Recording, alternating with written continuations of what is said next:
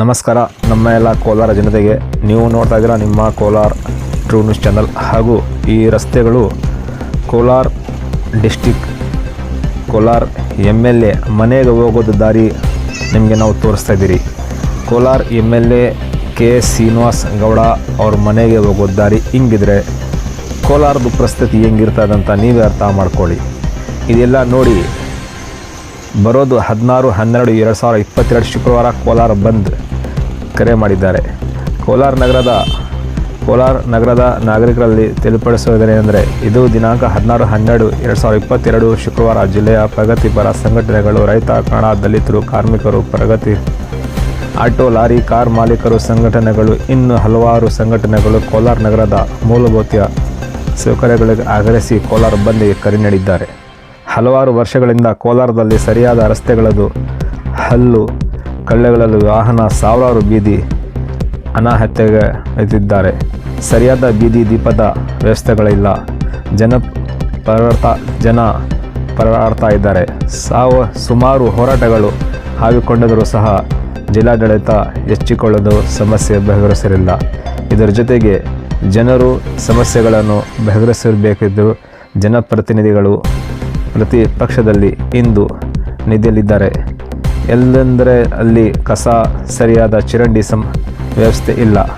ನಾಯಿಗಳು ಸಮಸ್ಯೆ, ಕುಡಿಯುವ ನೀರನ್ನು ಹಣ ಕೊಟ್ಟು ಖರೀದಿಸುವ ಪರಿಸ್ಥಿತಿ. ಮಳೆ ಬಂದರೆ ಮಳೆಯ ನೀರು ಹೋಗಲು ಸರಿಯಾದ ವ್ಯವಸ್ಥೆ ಮಾಡಿಲ್ಲ. ಚರಂಡಿಯಲ್ಲಿ ಕಸ ತುಂಬಿ ನೀರು ಹೋಗಲು ಜಾಗವಿಲ್ಲ. ನೀರು ರಸ್ತೆ ಮೇಲೆ ಹರಿಯುತ್ತದೆ. ಇಷ್ಟೇ ಅಲ್ಲ, ಸಮಸ್ಯೆಗಳಲ್ಲೂ ಸಹ ನಗರಸಭೆ ಆಗಲಿ ಲೋಕೋಪಯೋಗ ಇಲಾಖೆ ಆಗಲಿ ಒಟ್ಟಾರೆಗೆ ಜಿಲ್ಲಾಡಳಿತ ಎಚ್ಚೆತ್ತುಕೊಂಡಿದ್ದು ಸಮಸ್ಯೆ ಬಗೆಹರಿಸುತ್ತಿರಲ್ಲ. ಈ ಸಮಸ್ಯೆ ಬಗೆಹರಿಸಲಿ ಆಗ್ರಹಿಸಿ ಪ್ರತಿ ಕೋಲಾರದ ನಿವಾಸಿಗಳನ್ನು ಸ್ವಯಂ ಪ್ರತಿವಾಗಿ ತಮ್ಮ ಅಂಗಡಿ ಮುಚ್ಚಿ ಈ ಕೋಲಾರ ಬಂದ್ಗೆ ನೀವು ನಮ್ಮ ಜೊತೆ ಇರಬೇಕಂತ ಕೋಲಾರ ಜಿಲ್ಲಾ ಪ್ರಗತಿಪರ ಸಂಘಟನೆಗಳು ಇನ್ನು ಬರೋದು ಶುಕ್ರವಾರ 16ನೇ ತಾರೀಕಿಗೆ ಕೋಲಾರ ಬಂದ್ ಕರೆ ಮಾಡಿದ್ದಾರೆ. ಇದು ಕೋಲಾರ ರೋಡ್ಗಳ ಪರಿಸ್ಥಿತಿ ಹಿಂಗಿದೆ. ನೀವು ಯೋಚನೆ ಮಾಡಿ ಈ ಬಂದಿಗೆ, ಈ ಕೋಲಾರ ಬಂದಿಗೆ ನೀವು साथ ಕೊಡಬೇಕು. अस्सलाम वालेकुम, आप देख रहे हैं आपका अपना कोलार ट्रू न्यूज़ चैनल. ये जो रास्ते आप जो देख रहे हैं और इससे पहले आप देखें वो कोलार MLA श्रीनिवास गौड़ा के घर को जाने के रास्ते और ये कोलार DC ऑफिस को जाने के रास्ते इस हालत में है. तो ऐसे हालत को देखते हुए कोलार के मुख्तलिफ तंजीमों ने मिलकर आने वाली जुम्मा 16 तारीख को कोलार बंद का ऐलान किया गया है. कोलार के तमाम शहरियों को मालूम है कि आने वाले 16/12/2022 को कुछ ज़िले की तरक्की पसंद तंजीमों जैसे किसान, कन्नड़ संघ, दलित संघ, मजदूर संघ, ताजिर, ऑटो, लारी, कार और ओनर एसोसिएशन और कोलार शहर की बुनियादी सहूलत का मुतालबा करते हुए कई और तंजीमों ने कोलार बंद की कॉल दी है. यानी ये कोलार बंद का ऐलान किया गया है.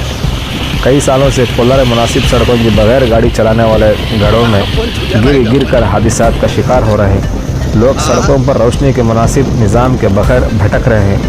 कई जद्दोजहद और कई स्ट्राइक करने के बावजूद भी ज़िला इंतज़ामिया ने जाग कर मसला हल नहीं किया गया. इसके अलावा जिन अवामी नुमाइंदों ने अवाम के मसाइल पार्टी में सो रहे हैं, जगह जगह कचरा ही कचरा है. निकासी का कोई मुनासिब निज़ाम नहीं. कुत्तों का मसला यह हाल है कि पैसे देकर पीने का पानी का यह हाल है कि पैसे देकर पीने का पानी ख़रीदा जाता है और हर गली में देखो कुत्ते ही कुत्ते नज़र आते हैं. बारिश हो जाए तो बारिश के पानी के जाने का कोई मुनासिब इंतज़ाम नहीं.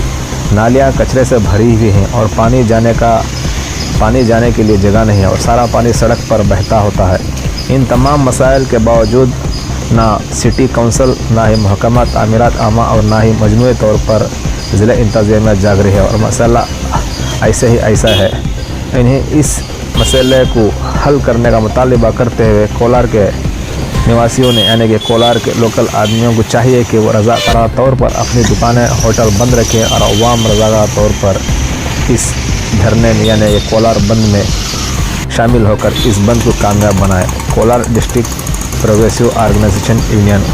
तो आप देख रहे हैं कोलार के रास्तों का ये मंज़र, ये कोलार से KSRTC बस स्टैंड से पहाड़ को जाने का रास्ता.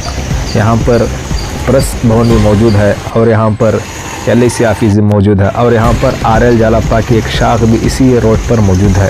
तो इन सब को देखते हुए जो कोलार डिस्ट्रिक्ट एक बहुत बड़ा खरिया के नाम से मशहूर है, इस गांव को पहले बहुत इज्जत से इस गांव का नाम लिया जाता था।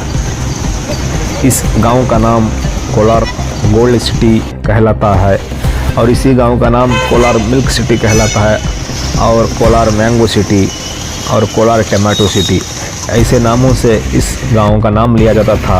यहीं से पहले CM बनकर गए थे, यहीं से हिंदुस्तान के मशहूर इंजीनियर सर विश्वेश्वरैया यहीं से पैदा होकर हिंदुस्तान की पहचान बनाए थे और कोलार की पहचान बनाई थी।